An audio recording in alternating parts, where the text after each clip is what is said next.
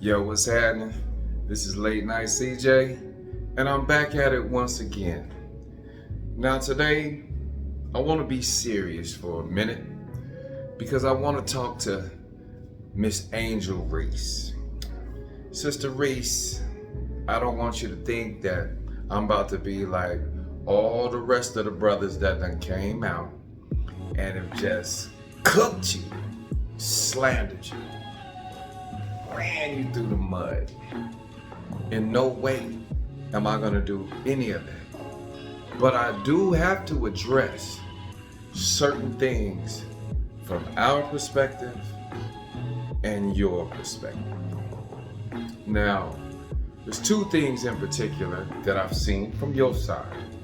One is your lack of trust in black men to be upstanding, to be providers, to be the men idealistically any woman, not just black women, but any woman would want. And to that, I say, you're right. We do need to step our game up. We do need to be a better representation than just, you know what I'm saying, I show my chain and then a double, triple cup and popping pills and all of that and referring to our ladies as anything other than a lady. You know what I'm saying? Not even being a good role model, you know what I'm saying, to the young kings, but, you know, always having babies all over the place and all these women and so forth and not being in monogamy.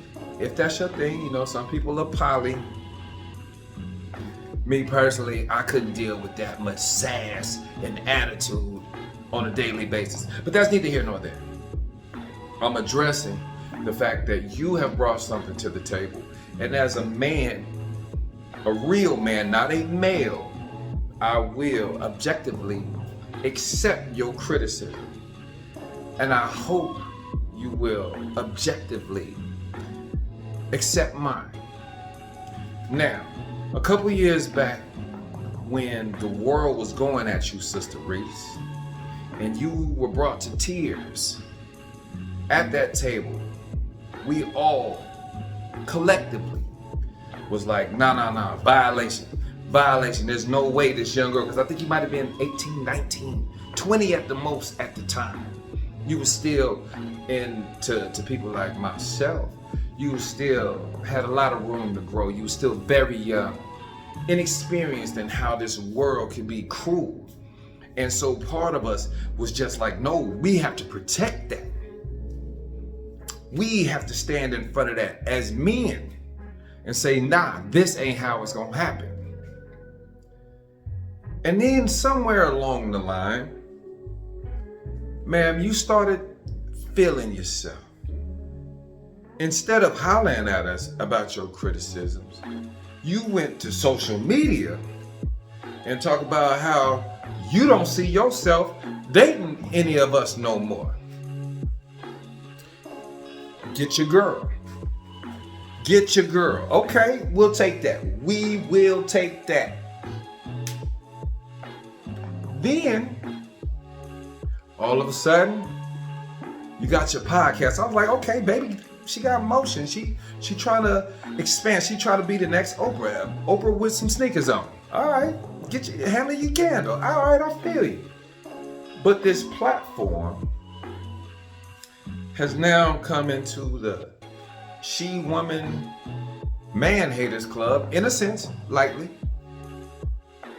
Okay. Then you start objectifying yourself. You know, you got them all pushed out, got your booty tooted out, and you're coming out on concert with the cakes hanging out. I'm like, okay, wait a minute. I know this isn't the same lady that said she wanted us to increase our standards and increase our visibility as men, not males, as men, so that we will once again be desirable to the black woman. I know this ain't her with the yams. Can I get to the yams? Yeah, I know that wasn't you. But it was. Okay, you young. I'm gonna chalk it up to being still young, inexperienced. and experiencing life at the same time.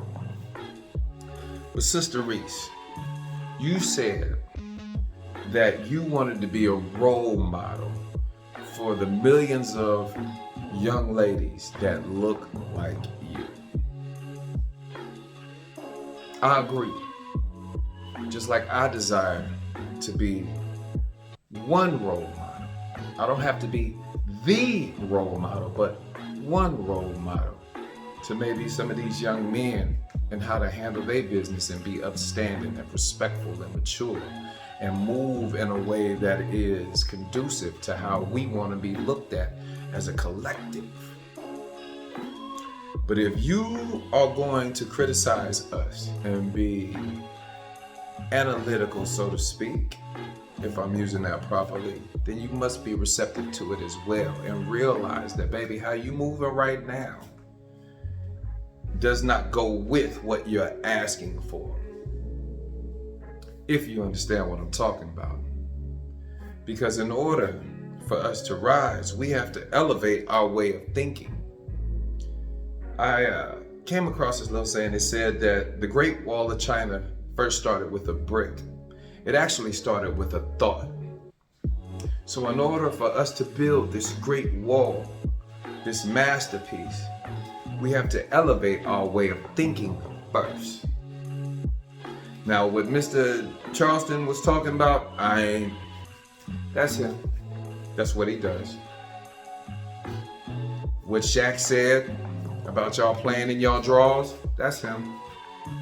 But as for me and mine, I'm saying, I'll handle my part. If you can handle your part, I'll address what you brought to the table. If you'll address what I brought to the table. Deal? Well, this is Late Night CJ. Like, comment, subscribe, tell a friend. 100.